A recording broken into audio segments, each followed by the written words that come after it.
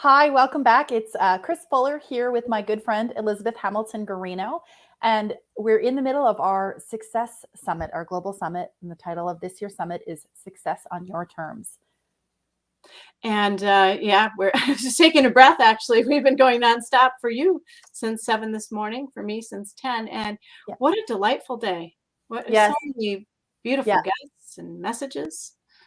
Yeah, what It's have you been enjoyed so far? it's been so heartfelt. I think that across the board is what I've enjoyed, listening to people who are highly successful in their professional and business lives, in their authorship, in the projects that they work on and the people they work with. And yet so humbling to hear them talk about success, I think, across the board in just beautiful ways with heartfelt love, the people in their lives, and things that how success measures up. And so we thought it would be a really good time in the day to talk about defining success on your own terms and what it looks like. And so we've got 10 points here. We're just going to have a discussion about it for you to consider. Because part of the thing, and this has been said a few times, is if you don't know what success means to you, then it's going to be harder to achieve it. And so here we go. We've got 10 points, and we're just going to spend a little time with you. And as you're listening, consider how these resonate for you and consider what it means to you or for you. Is there something on this list that you want to take away from or add to? And just as a little preview, the second section that Elizabeth and I are doing, we're doing this is, I would say, the tangibles. And the second bit is the follow up on the what does that look like, or what could that manifest Why? into? Yeah. Yeah. Beautiful. All right. So you want me to I'll keep the list up, and you want to start? Sure. Yeah. So the first one there, it says, consider this: in being successful, being authentic. So what does that mean to you, being authentic? And so, Elizabeth, I'll get you to go ahead and answer that because I've just started chatting away here. Being This authentic. was a tough one for me for a really long time in my life, because I don't know that I was taught authenticity, like in terms of like the way we talk about it now. The way I was raised was from the outside looking in. Everything was kind of, peachy and great and everything like that. And chaos could be inside. No one would ever know. And so, to me, really being authentic, showing up authentic, this is a big one. I think it probably is key to fundamentals. I think it's like a building block, like a fundamental success point of really thinking about who you are, how you want to show up in your moments, and why you do what you do, and with a sense of no one can alter that. It's yours and you own it. That's a kind of bubble wrap I talk about. Put the Yeah. bubble wrap around you and be you. And it's core to best ever you. It doesn't say perfect ever you. It doesn't say fakey ever you or anything like that. It says best ever you. Yeah, I love that. And I think one of the points about that, they are being authentic, is, when you're little and you grow up, like when you're 6, they say, here's how you succeed. You need to learn your alphabet and be polite to adults. And somebody else gives you, this is how you're successful. And when you're in university, you need to make the team, be on the executive, get the 4.0, and the outside world is telling you, and you might start to think, okay, I also want that for myself for success. But the transition into when you're trying to figure it out, I think finding out what it means for yourself, and that's a shift, right? To really bring it inside.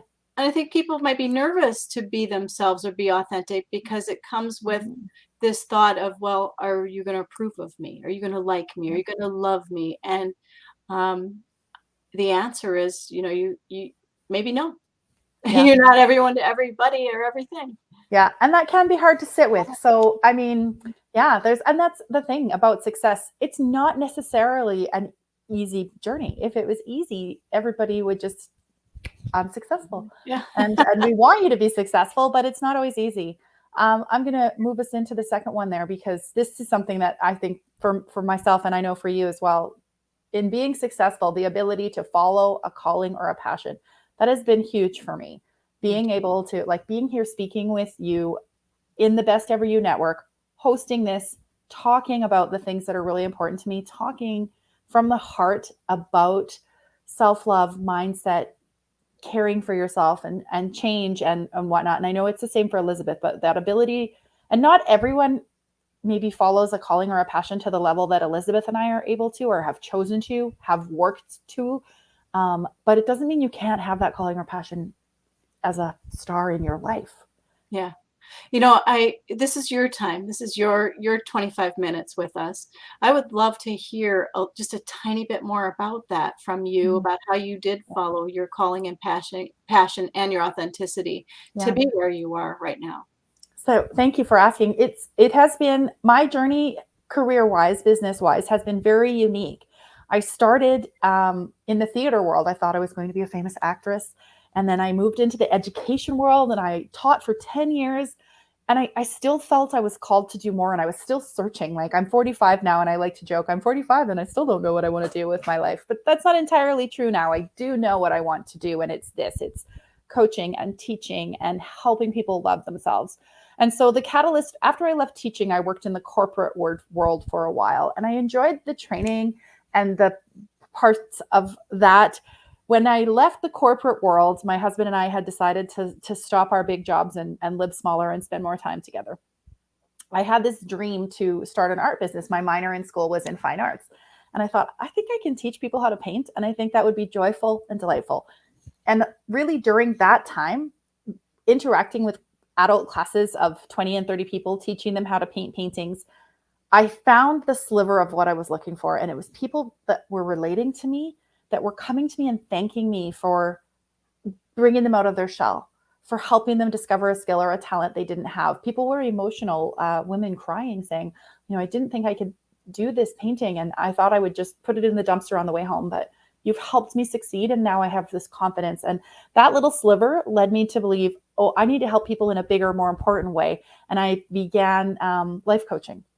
And eventually I ended up closing the art business because I was like, I only want to life coach and impact people that way. And so that was my journey. And throughout that time, like when I left teaching, it wasn't just like, oh, I'm going to be an art teacher and then a coach. No, I worked for the government. I worked for a restaurant. I worked at a hotel. There was a lot of jobs that I sort of tried along the way. And I had a lot of grief, and like it was difficult. But I think for me, I knew there was a calling or a passion within me. Even though I didn't exactly know what it was, it came to be as I continued to keep searching for things. So, Well, I think that's such a valuable lesson for people listening. And I know Denise Zach just commented as well. yeah. Kudos for your success and so forth, and following your passion and your calling. So we love it when people are listening and commenting to us. So if you have questions or anything, please do that. Yeah. But yeah, it's important because not everybody is age 4 and says, "Yep, I'm going to be a doctor," and then they just Mhm. follow that path. Yeah. It's not like that exactly. It is bumpy Yeah. and all over the place a little bit for some people, and that's okay, and that's authentic. And I think Mhm. what I appreciate too is you telling us about it, because Yeah. that's even more authentic. And Yeah. I think that's where the connection comes from. People can be like, yeah, I can relate to that Yeah. completely. And the So thing for me too is that I felt the opposite of success when I was working in the government office doing like stamping and paperwork. And like I was doing a job, I was doing it well, I was great with the public. A lot of things were beautiful about that job, but just there was a little piece of sadness in me saying, I don't know if I don't want to do this in 20 years. I don't want to do this in 2 years. And so there was a lot of self-doubt and a lot of hardships for me while I was spending time figuring that out. And it was frustrating because I was like, I don't know what I want to do. yeah. And so if you're someone that's feeling that, I want to just encourage you to keep the faith and keep believing in yourself and try to not be afraid of change. Yeah. And I almost want to talk to Elizabeth about change right now because she's the change making queen. Yeah, But we'll get to you we're gonna later. have a whole chat about change later, the both of us. But Yeah. I think it's a moment too where we can do what we do, and that's that we move people from here right to here to their hearts and think right here. Because you said something else, you didn't might not know exactly what it was, but you kind of heard something right there telling Mhm. you this isn't quite right. And it's when we stay at it, doing what we ignoring that voice that creates that feeling of like, well, I'm not doing what I want to do. What I really want to do is go write books or go Yeah. bake cookies or whatever it is. So Mhm. there's a lot of that, so pay attention to that voice. But all right, so should we continue on, and for the sake of time and so forth? Yes. I love success being self-care. Now tell me about that, Kris. How Yeah. does prioritizing for self-care make me successful? When you take care, you're the most important thing in your life. You are. And when you take care of yourself from top to bottom, then you're in a place to find and achieve and work towards success in everything, in business, in relationships, in love, in caring for pets. And, it's that whole adage, you can't give from an empty cup or what have you. And so that self care, I think, is just crucial for not just your success, but your happiness and joy and all of the things that come with that. And so self care is also a really big bucket. You can choose what self care looks like for you. Everyone's going to have their own definition of it, but I think it's crucial. Yeah, I do too. I think as moms, as people, as parents, as sisters, as brothers, as everything, we're really masterful at caring for other people Mm-hmm. a lot. We give a lot of ourselves, and that doesn't mean that we deplete ourselves. So that just backing that up a little bit and putting some eggs in your own basket or recharging your batteries. I love what Quaid said. My son's name is Quaid, and he came home from college, and remember that when he said, "I just need to go lay down in my bed. My bed is a battery recharging station," or something. Remember when he Yes. said that? It's Yes. the cutest thing. Yeah. And I can't even remember what semester that was or whatever, but just that self-care and Yeah. that awareness that you need to take a moment out before you burn out or get tired or whatever to back up and take care of yourself. So Yeah, um, exactly. And it's neat that you just mentioned all of the family and brothers and sisters and everything, because then the next one there, the fourth point, it says putting loved ones first. And so we've just talked about self-care and not letting everybody else steamroll you and putting yourself last, but putting loved ones first, for me, that is referring to when you're balancing work and business and things that you have to do for your career or that you're choosing to do for your career.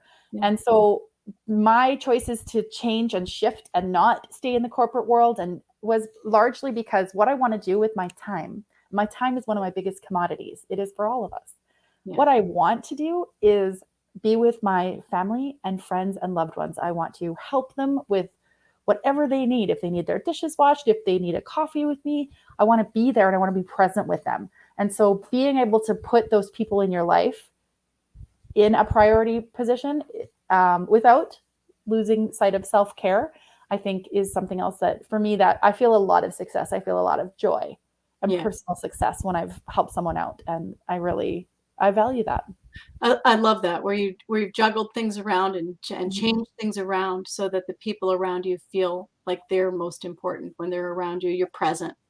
Yeah.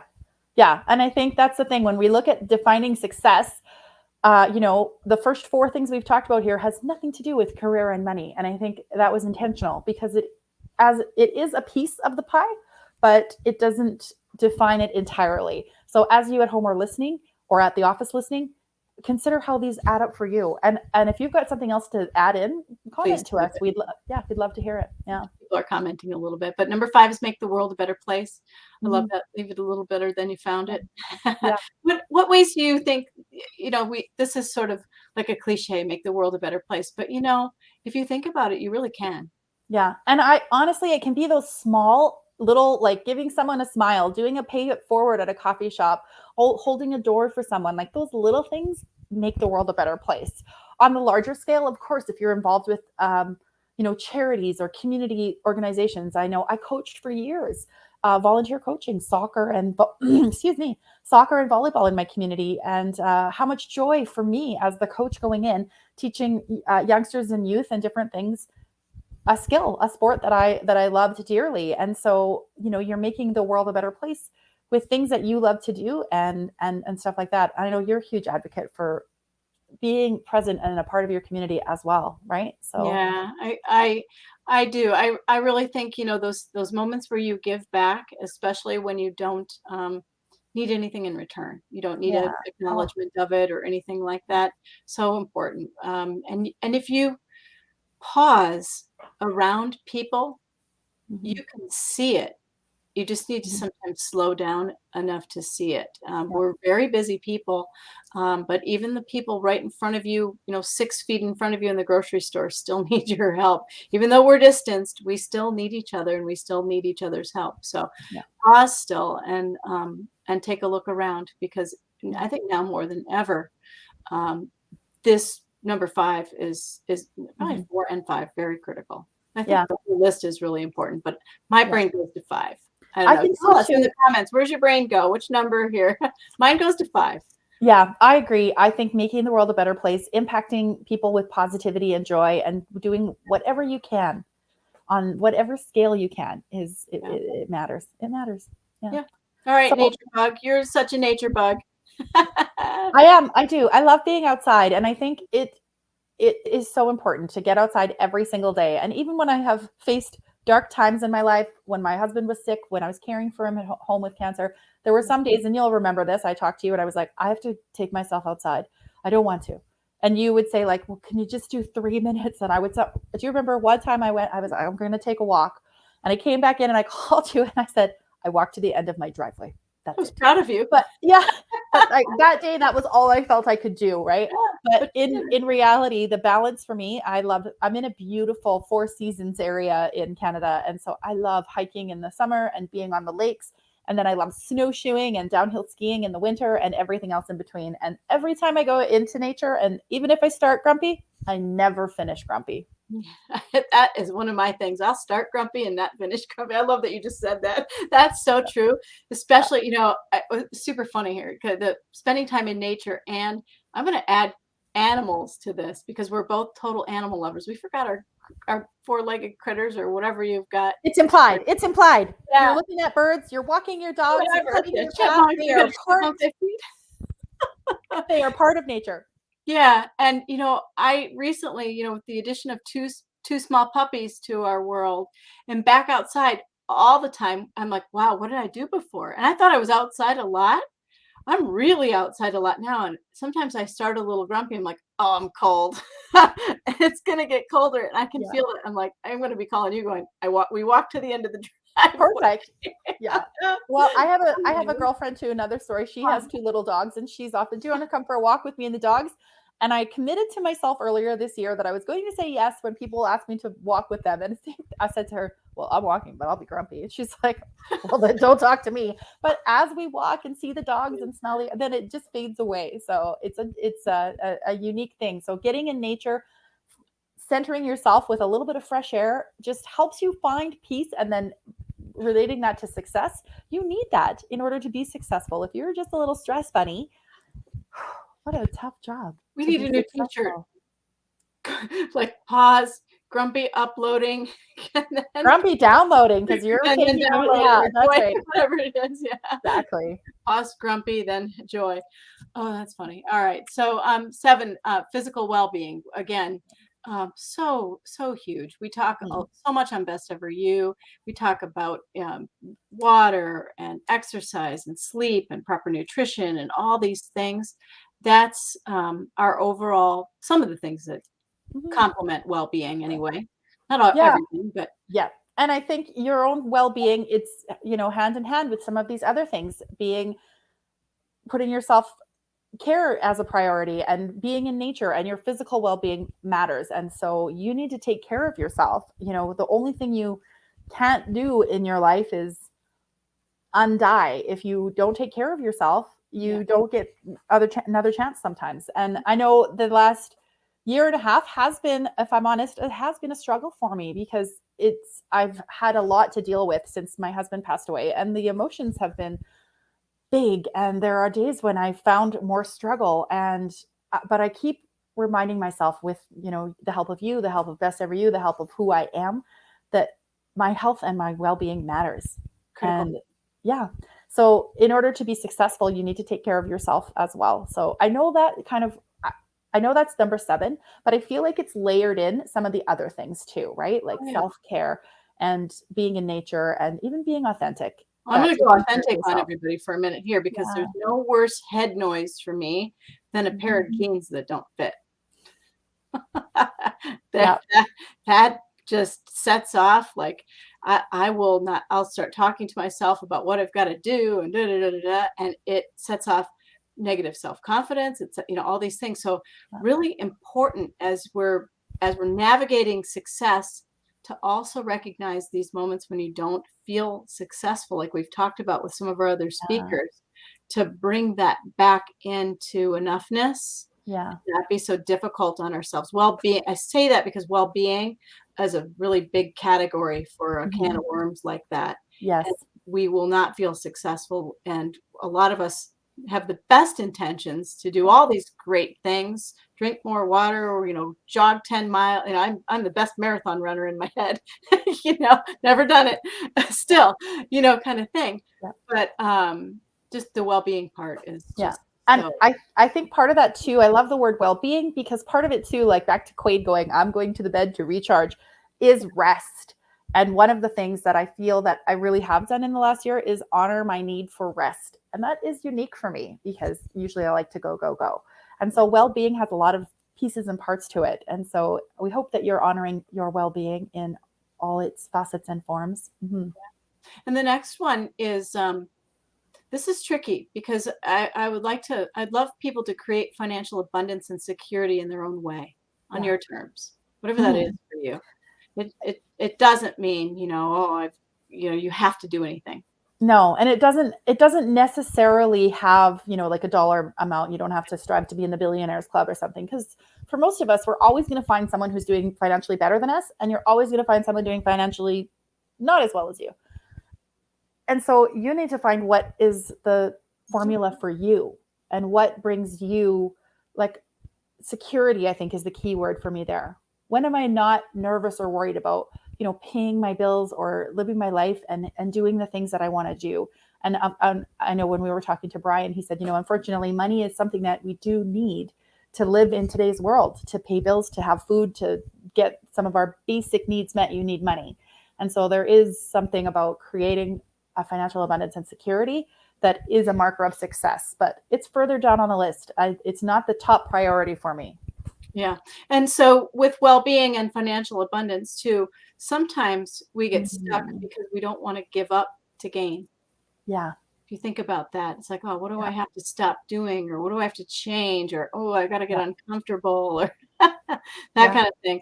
So think about 7 and 8 and maybe terms like that of what can you do or change to create that abundance and that feeling of enough plus. Hmm. Yeah. Great idea. Love it. So then number 9 is learning and continuing to grow. And for me, my success is hugely linked to that, because I know I am a lifelong learner, just like you, Elizabeth, Yeah. constantly looking for more ways to continue to personally develop, learn more and new skills, learn the newest, greatest thing in mindset and coaching, and figure out, like, I just love learning. I'm also truth be told, a little bit of a certificate collector. I do enjoy a good A little certificate. bit. Yeah. Yeah. But I love the learning that goes along with it. I joke about the certificates, but continuing to learn and keeping my mind engaged, I think that is something that's really important to me. And what I define success, it is around that as well, being a lifelong learner. I'm surprised you put that as number 9, but, I knew we put this list together, but that's Yeah. almost like a 1 to when I think of you, I'm like, she's a lifelong learner." I'm almost up at number 1 with that one for you. It's interesting. Do you know Not what? that we put them in any order. I don't think we really You did. know what? As we went and I said that, I looked ahead and I thought, oh, 9 and 10 should be higher too. So maybe I didn't order them Okay. in no particular order then. Yeah, in no particular order, we're going through this list. How about that? Yeah. And so if you want to Hold it try to upside order down them, like Brittany. there you go. There you go. If you want to try to order them and just determine where they are for you, but I think it's a revolving door too. On one day, this might be here and this might be Yeah. here. Like, I think it does shift around a bit for me. So, but yeah, learning and continuing to grow would certainly rank higher for my marks of success for me, for sure. And so would number 10. I feel like number 10 should be one of my top ones as well, especially when I look. So number 10 says finding inner peace and joy. Yeah. And I would say on a daily basis, I look and seek and make choices to have inner peace and joy. Yeah. What do you do when you don't? Like when I like phone you. yeah, I know, I phone you too. Yeah. But no, but for real, if something rocks Mhm. your peace and joy and it creates Mhm. that discomfort, how do you bring yourself back to peace and joy? Do you get Mhm. perspective? Do you take a break? Do you pause? What do you do? It varies. I will take a break. I will have a little self chat with myself, because whether it's whatever I'm feeling that isn't peace or joy, let's say I'm feeling sad, I'm having a day of sad. I'll live in that sad for a little bit and I'll say, I feel sad. I miss my husband, or I'm sad that the sky is gray and cloudy, or whatever. But sad is a place for me to visit. not to live. And so when I do my self-talk, I want to honor that emotion and that feeling, whatever it is. But then I want to say, okay, let's try to not be sad. And it might include some journaling to just kind of get that little emotion out, or talk about it, write about it, and then put it to bed. And it might include, honestly, I know I joked about calling you, but it might include reaching out to a friend and just having a conversation, something that lifts me up. And it might include doing a little reading, because I have tons of little books around the house as well. Same as you. Percolate's a great example. And I'll just pick a little page and read a little something, a little snippet that kind of elevates me into a place of peace and joy again. Or I might take a nap, right? Get the battery recharged. So there's a few things I'll do. All right. Well, we're at the 25-minute mark. So right. We get to go. And beautiful picture that you've painted behind you. That is one of your. Oh, yes. Oh, I have to go this way. Yes, that is one that I painted and taught people how to paint over the years of my art class. One of my favorites. It's called Little Things. It's got a little butterfly. Thank you so much for tuning in. And if you have any comments about how you define success, we would love to hear them. We're going to say bye for now, and we will be back shortly with our next guest.